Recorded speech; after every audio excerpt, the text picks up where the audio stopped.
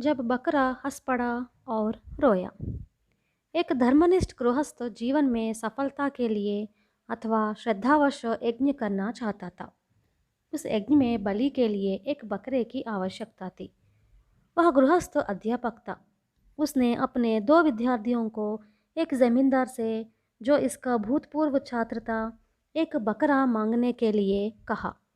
वे दोनों एक हुष्ट-पुष्ट बकरे के साथ लौटे। दूसरे दिन सवेरे से ही यज्ञ की तैयारी होने लगी। बच्चों, पहाड़ी के नीचे झील में ले जाकर उसे अच्छी तरह स्नान कराओ। तत्पश्चात उसे एक माला से सजाकर उसके ललाट पर तिलक लगा दो। फिर यहाँ ले आओ। अध्यापक ने छात्रों को निर्देश दिया और स्वयं यज्ञ के लिए दूसरी व्यवस्था में लगा रहा। दोनों छात्रों ने बकरे को झील पर ले जाकर स्नान कराया। तब तक दो अन्य छात्रों ने आकर जंगल से फूल तोड़े और माला बनाई। जैसे ही छात्रों ने बकरे को माला पहनाई, वह हंस पड़ा। क्या बकरे को हंसते हुए किसी ने सुना है? विद्यार्थी डर गए। बकरे ने आंखें फाड़कर उन्हें देखा। लगता है उनकी परेशानी देख उसे मज़ा आ रहा था। जब छात्र किंकर्तव्य विमूढ़ होकर दूसरे को खड़े खड़े देख ही रहे थे कि फिर कुछ अनोखी घटना हुई। इस बार बकरा रोने लगा। एक छात्र ने जाकर अध्यापक को इस बेतुकी घटना के बारे में बताया। किसी अलौकिक शक्ति ने उसे वश में कर लिया होगा, अध्यापक ने बताया। क्या दुष्टात्माग्रस्त पशु को बलि देना उचित होगा? उसने सोचा। वह छात्र के साथ घटनास्थल पर गया। बकरे ने अध्यापक की आंखों में घूर कर देखा। उसकी आंखें कुछ कहना चाहती थी। तुमने ठीक ही अनुमान लगाया, बकरे ने अलौकिक स्वर में कहा। मैं तुम्हारी ही तरह एक गृहस्थ की आत्मा हूँ। मैंने इस बकरे को ग्रस्त कर लिया है। मैंने पहली बार ऐसा नहीं किया, मैं 499 बार ऐसा कर चुका हूँ। मैंने 499 बकरों को ग्रस्त किया, जिनकी तुम्हारे जैसे धर्मनिष्ठ व्यक्तियों ने बलि चढ़ाई। जानते हो मुझे इतनी बार क्यों बकरा बनना पड़ा? बकरे ने पूछा। नहीं, अध्यापक ने भय से कांपते हुए कहा। मुझे नहीं मालूम तुम कौन हो।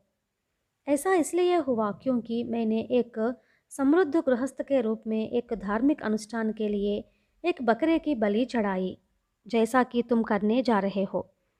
उस कर्म के कारण मेरी यह दुर्गति हुई। मुझे 500 बार बलि की पीड़ा को अनुभव करने का दंड मिला। यह मेरी आखिरी बारी है, इसलिए मैं हंस पड़ा। मुक्ति की हंसी, बकरे ने समझाया।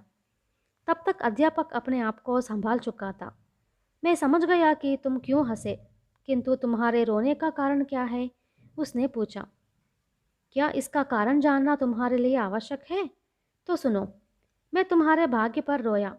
तुम्हें भी मृत्यु के पश्चात 500 बार इस अग्नि परीक्षा को गुजरना होगा। क्या समझ में आई बात? ठीक है, अब यहाँ विलंब ना करो।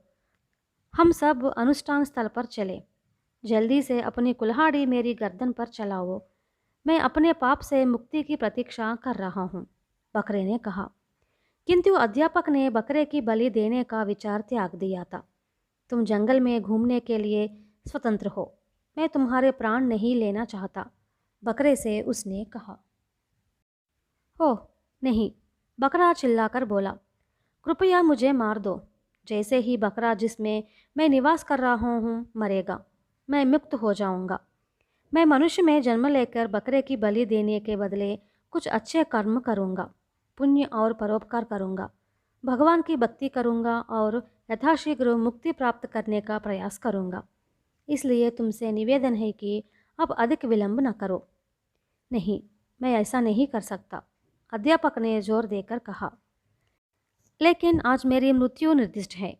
यदि तुम नहीं मारोगे तो शायद किसी भाग द्वारा मेरी मृत्यु हो, बकरे ने कहा। तभी अचानक झील के किनारे के वृक्ष आंधी से हिलने लगे। देखते देखते आसमान काले बादलों से भर गया। बिजलियां चमकने लगी और प्रलय का सादृश्य उपस्थित हो गया। कुछ वृक्षों के टूटकर गिर जाने से भयंकर आवाज़ हुई। अध्यापक और छात्रों ने भागकर एक गुफा में शरण ली। अचानक बादलों की गरज के साथ फिर बिजली कड़की और वज्रपात के साथ ही बकरा ढेर हो गया। तूफान के पश्चात जब वे ग्राम की ओर लौट रहे थे, विद्यार्थियों ने पूछा, क्या दूसरा बकरा ले आए? हरगिज नहीं बच्चों, मैं बकरे की बलि नहीं दूंगा। उसके बिना भी यज्ञ हो सकता है, अध्यापक ने कहा। अध्यापक में ज्ञानोदय हो गया। उसके अंदर से आवाज़ आई, अथवा उसे ऐसा लगा कि उसके अंदर कोई कह रहा है कि अपनी पाशविक प्रवृत्ति को मारना ही सच्चा यज्ञ है।